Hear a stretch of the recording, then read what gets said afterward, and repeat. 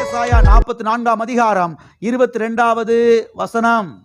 உன் மீறுதல்களை மேகத்தை போலவும் உன் பாவங்களை கார் மேகத்தை போலவும் அகற்றிவிட்டேன். என்னிடத்தில் திரும்பு, உன்னை நான் மீட்டு கொண்டேன். நான் உன்னை, இங்க சொல்லப்பட்டிருக்கிறது, உன் மீறுதல்களை மேகத்தை போலவும் உன் பாவங்களை கார் மேகத்தை போலவும் அகற்றி விட்டேன். என்ன செய்து விட்டேன்? கார் மேகம், கருமையான மேகம். இன்னைக்கு சாயந்தரம் 4 மணிக்கு இருந்துச்சு. நாளை காலையில் பார்த்தா அந்த கார் மேகம் இல்லை. அது எங்கே போச்சுன்னே தெரியல. கண்டுபிடிக்க முடியும்னு நினைக்கிறீங்க? பாஸ்டர் எல்லாரும் வாங்க, விசுவாசி எல்லாரும் ஒன்றா கூப்பிடுங்க. எல்லாரும் 41 நாள் உபவாசம் போட்டு நேற்று சாயங்காலம் இருந்த கார் மேகத்தை கண்டுபிடிச்சிருவோம். கர்த்தர் வெளிப்படுத்துவார். பாஸ்டர் ஏப்பா எதுக்கு உபவாசம் போடணும்? விவரமே இல்லை, விவஸ்தையே இல்லையா? எதுக்காக ஜெபம் பண்ணணும், உபவாசம் இருக்கணும், விவஸ்தை இல்லையா? இங்க தெளிவாய் சொல்லப்பட்டிருக்கிறது, உன் பாவங்களை, உன்னுடைய பாவங்களை, உன்னுடைய அக்கிரமங்களை, உன்னுடைய மீறுதல்களை மேகத்தை போலவும் கார் மேகத்தை போலவும் நான் என்ன செய்து விட்டேன்? அகற்றி விட்டேன். இது இப்போ கொஞ்ச நேரத்துக்கு முன்னாடி இருந்துச்சு, அரை மணி நேரம் கழிச்சு பார்த்தா இல்லை. ஏன்னா காத்து நிறுத்திச்சு, எல்லாத்தையும் கிளச்சது எங்கிட்ட கொண்டு போயிடுச்சு. தேடி பார்த்தாலும் கண்டுபிடிக்க முடியல. பூத கண்ணாடி போட்டாலும் என்ன செய்ய முடியல, கண்டுபிடிக்க முடியல. இது இந்த மேகம்தான் அப்படின்னு யாராலும் என்ன செய்ய முடியாது, சொல்ல முடியாது. அது எங்கேயோ போயிடுச்சு, கண்ணு கட்டாத தூரத்துக்கு என்ன செஞ்சிருச்சு, போயிருச்சு. கர்த்தர் என்ன சொல்றாரு? உன் மீறுதல்களையும் உன் பாவங்களையும் மேகத்தை போல, கார் மேகத்தை போல நான் அகற்றி விட்டேன் என்று சொல்லுகிறார். கர்த்தர் இன்னார் என்பதை சத்திய வேதத்திலிருந்து அறிந்து கொள்ளுங்கள். அவர் நாமம் எல் நாஷா, அவர் நாமம் எல் நாஷா, அவர் நாமம் யெகோவா எல் நாஷா. அவர் மன்னிக்கிற தேவனாய் என்ன செய்கிறார்? இருக்கிறார். அவர் மன்னிக்கிற தேவனாய் இருக்கிறார். வாசிப்போம். மீகா தீர்க்க தரிசன புஸ்தகம் 7ஆம் அதிகாரம் 19வது வசனம். அவர் திரும்ப நம்மேல் இறங்குவார், நம்முடைய அக்கிரமங்களை அடக்கி நம்முடைய பாவங்களை எல்லாம் சமுத்திரத்தின் ஆழத்தில் போட்டு விடுவார். நான் வாசிக்கிறேன், எல்லாரும் கவனிங்களா? எடுத்துட்டீங்களா? எல்லாம் எடுத்துட்டீங்களா? இதெல்லாம் ரொம்ப அற்புதமான வசனங்கள். இதெல்லாம் அற்புதமான வசனங்கள். இதெல்லாம் ஆழமாக கவனிக்கணும். வெற்றி உள்ள கிறிஸ்தவ ஜீவியம் வாழணும்னா, வெற்றி உள்ள கிறிஸ்தவ ஜீவியம் வாழணும்னா இந்த வசனங்கள்லாம் ஆழமாய் கவனிக்க வேண்டும். வாசிக்கிறேன், கவனியுங்கள். அவர் திரும்ப நம்மேல் இறங்குவார், நம்முடைய அக்கிரமங்களை அடக்கி நம்முடைய மீறுதல்களை எல்லாம் சமுத்திரத்தின் ஆழத்தில் போட்டு விடுவார். எங்கே போட்டு விடுவார்? சமுத்திரத்தின் மேலே அல்ல, சமுத்திரத்தின் ஆழத்திலே போட்டு விடுவார். சில வருஷங்களுக்கு முன்பதாக சென்னைக்கு பக்கத்தில் ஒரு எண்ணெய் கப்பல் சேதமாயிருச்சு இல்லையா? எல்லாருக்கும் தெரிஞ்சிருக்கும்.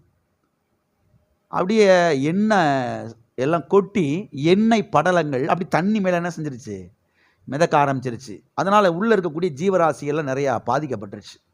அதனால் எல்லாரும் அதுக்கு பிரயாசம் எடுத்து அந்த மேலே இருந்து எண்ணெய் படலத்தில் என்ன செஞ்சாங்க, அப்படியே அள்ளி அள்ளி வலிச்சு எடுத்தாங்க. மேலாப்பில் மிதந்துக்கிட்டு இருக்குது எண்ணெய், அப்படியே பெட்ரோல் எல்லாம் அப்படியே மிதந்துக்கிட்டு இருக்குது. ரொம்ப சேதங்களை அவர்கள் பார்த்தார்கள், சந்தித்தார்கள்.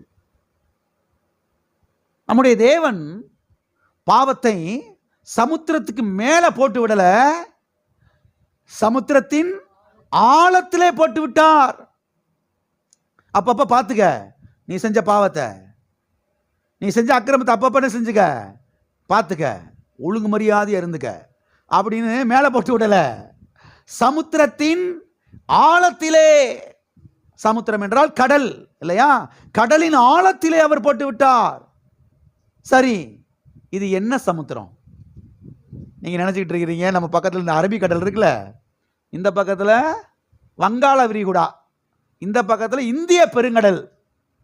இந்தியா ஒரு தீபகற்ப நாடு, தோத்திரம் இருக்கட்டும். 3 பக்கத்துலையும் கடல், ஒரு பக்கத்தில் நிலப்பரப்பு. அதனால அது தீபகற்ப நாடுன்னு சொல்லுவாங்க இல்லையா? அரபிக்கடல், வங்காள விரிகுடா கடல், இந்திய பெருங்கடல். கர்த்தர் இந்த கடலுக்குள்ள போட்டாரு நினைச்சிட்டீங்களா? நீங்க இங்க சொல்லப்பட்டிருக்கலவா, கர்த்தர் உன்னுடைய பாவங்களை எல்லாம் சமுத்திரத்தின் ஆழங்களிலே போட்டு விட்டார் அப்படின்ற மாத்திரத்தில் கர்த்தர் இந்திய பெருங்கடல் ஆழத்துக்குள்ள போட்டாரோ, வங்காள விரிகுடா கடலுக்குள்ள போட்டு விட்டாரோ, அல்லது அரபிக் கடலுக்குள்ள போட்டு விட்டாரோ அப்படின்னு நினைச்சிடக்கூடாது. இது என்ன கடல் தெரியுமா? மறதி என்கிற கடல். என்ன கடல்? மறந்துடுறோம்ல, மறந்துட்டேன்னு சொல்றோம்ல, அந்த கடல். அந்த கடலுக்குள்ள என்ன செஞ்சிட்டாரா? எல்லா பாவத்தையும், நாம செஞ்ச எல்லா பாவம், அக்கிரமம், மீறுதல்கள் எல்லாவற்றையும் எங்க போட்டாரா? மறதி என்கிற கடலுக்குள்ள, மறதி என்கிற சமுத்திரத்துக்குள்ள போட்டாரா. எல்லாம் இருக்கிறீங்களா? கர்த்தர் எந்த அளவுக்கு நம்மளை மன்னிச்சிருக்கிறார் என்பதை சத்திய வேதத்திலிருந்து கவனியுங்கள். அதனால கர்த்தர் அந்த அந்த அந்த அந்த பாவத்தெல்லாம் தூண்டில் போட்டு ஒன்று ஒன்றா பிடிச்சி தூக்கி பார்த்து, எப்பா தம்பி நீ செஞ்ச பாவம் தானே, இங்கே வா முத்து வாங்கிட்டு போ அப்படின்னு இப்படிலாம் நம்மளை வச்சு அடிச்சுக்கிட்டு இருக்கிற தேவன் அப்படி இடத்துக்கு வந்துடாதீங்க. கர்த்தர் எல்லா பாவத்தையும் எங்கே போட்டாரு? மறதி என்கிற கடலுக்குள்ள என்ன செஞ்சிட்டாரு? போட்டுட்டாரு. அமையெல்லாம் கரங்களை வைத்து சொல்லுவோம், கர்த்தர் என்னுடைய பாவங்களை, என்னுடைய அக்கிரமங்களை, என்னுடைய மீறுதல்களை எல்லாவற்றையும் மறதி என்கிற சமுத்திரத்திலே, மறதி என்கிற கடலுக்குள்ளே அவர் போட்டு விட்டார். ஆமென். எனவே நம்முடைய பாவங்களை எல்லாம் கர்த்தர் என்ன செய்து விட்டார்? மன்னித்து மறந்து விட்டார். ஆமென். எல்லாம் இருக்கிறீங்களா? அது மாத்திரமல்ல, நாம் செய்த பாவங்களை எல்லாம் சுட்டி காமித்து நம்மை வேதனைப்படுத்துகிற தேவன் நம்முடைய தேவன் கிடையாது. எல்லாம் இருக்கிறீங்களா? குத்தி காட்டுகிற தேவன் கிடையவே. விளங்கிருச்சா? என்ன செய்யற தேவன் கிடையாது, குத்தி காட்டுகிற தேவன் கிடையாது. குத்தி காட்டுறது நம்ம தான் என்ன செஞ்சுக்கிட்டு இருப்போம்? குத்தி காமிச்சுக்கிட்டே கிடப்போம். ஒருத்தருக்கு ஒருத்தர் குத்தி காமிக்கிறது. அப்பயாவது உணர்வு வரட்டும், அறிவு வரட்டும். நம்முடைய தேவன் அப்படிப்பட்ட தேவன் கிடையவே கிடையாது. சமுத்திரம் என்கிற மறதி என்கிற சமுத்திரத்தில் போட்டுட்டாருன்னா போட்டுட்டாரு தான், போட்டுட்டாருன்னா போட்டுட்டாரு தான், போட்டுட்டாருன்னா போட்டதுதான். கர்த்தர் வந்து ஒன்று ஒன்றா எடுத்து பிடிச்சி நம்மளை தண்டிக்கிற தேவன் கிடையவே கிடையாது. ஆமென்.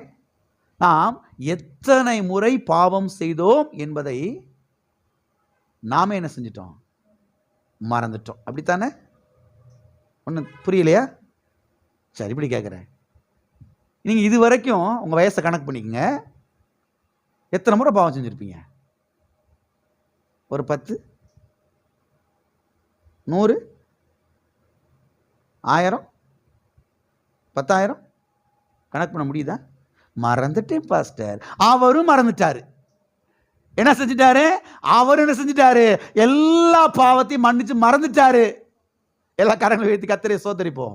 எல்லா கரங்களை வைத்து சொல்லுவோம், கர்த்தாவே எல்லா பாவத்தையும் மன்னிச்சு மறந்துட்டீரு, உமக்கு ஸ்தோத்திரம். நீர் மன்னிக்கிற தேவன், நீர் கிருபையின் தேவன், நீர் இரக்கத்தின் தேவன். ஆமென். எனவே நம்முடைய தேவன் எந்த அளவுக்கு நம்மை மன்னிக்கிற தேவன் என்பதை சத்திய வேதத்திலிருந்து நாம் என்ன செய்து கொள்ள வேண்டும்? புரிந்து கொள்ள வேண்டும். இதை புரிந்து கொள்ளும் பொழுது அன்பு நமக்குள்ளே என்ன செய்ய ஆரம்பிக்கிறது? பெருக ஆரம்பிக்கிறது. துதி பெருக ஆரம்பிக்கிறது. ஸ்தோத்திரம் பெருக ஆரம்பிக்கிறது. வாழ்க்கை பிரகாசமடைய ஆரம்பிக்கிறது. ஆமென். ஒவ்வொரு நாளும் இந்த ரட்சிப்புக்காக கர்த்தரை ஸ்தோத்தரிக்க வேண்டும். ஆமென். இவ்வளவு பெரிய ரட்சிப்பு என்று எழுதப்பட்டிருக்கிறது. நாம் கவலையற்றிருப்போமானால் என்று எழுதப்பட்டிருக்கிறது. தண்டனைக்கு எப்படி தப்பித்துக் கொள்வோம் என்று எழுதப்பட்டிருக்கிறது. ஒவ்வொரு நாளும் இந்த ரட்சிப்புக்காக கர்த்தரை ஸ்தோத்தரிக்க வேண்டும். ஆமென். ரட்சிப்புக்காக, இந்த மீட்புக்காக கர்த்தரை நாம் ஸ்தோத்தரித்து கொண்டே இருக்க வேண்டும். எத்தனை கோடி வருஷங்கள் நாம் கர்த்தருக்கு நன்றி செலுத்தி பண்ணிக்கிட்டே இருந்தாலும் இதுக்கு என்ன செய்ய முடியாது? சரிப்படுத்த முடியவே. அவ்வளவு இந்த ரட்சிப்பு என்பது. ஒவ்வொரு நாளும் கர்த்தாவே என்னை ரட்சித்தீரே உமக்கு ஸ்தோத்திரம், என்னை மீட்டெடுத்தீரே உமக்கு ஸ்தோத்திரம் ஆண்டவரே, என்னை சபையில நாட்டினீரே உமக்கு ஸ்தோத்திரம் ஆண்டவரே. ஆமென். ஓ உமக்கு நன்றி என்று ஒவ்வொரு நாள் என்ன செய்ய வேண்டும்? கர்த்தரை ஸ்தோத்தரிக்க வேண்டும். ஆமென்.